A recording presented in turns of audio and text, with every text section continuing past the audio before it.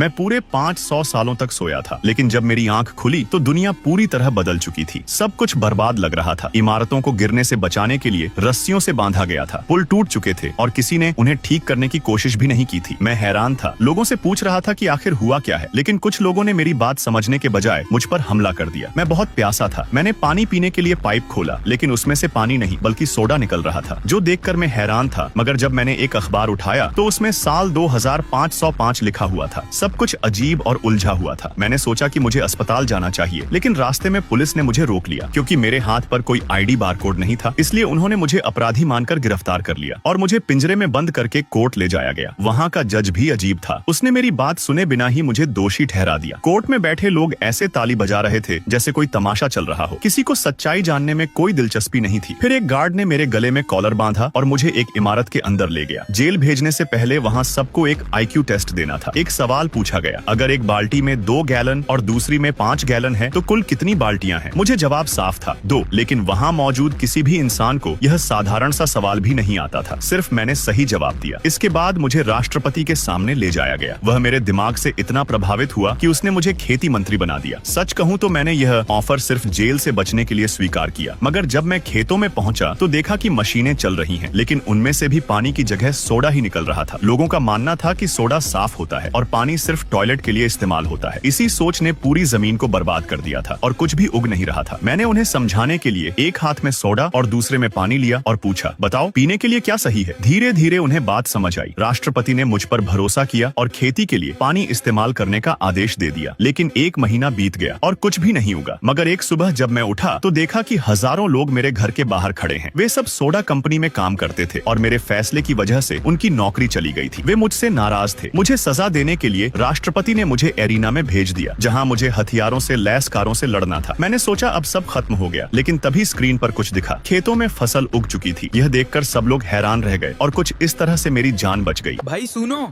इतना मेहनत करके वीडियो बनाया, अब तुम बस देख के स्क्रॉल मत करना। लाइक कर दो, शेयर कर दो, फॉलो भी कर लो, वरना रात को नोटिफिकेशन नहीं, मैं आऊंगा सपने में।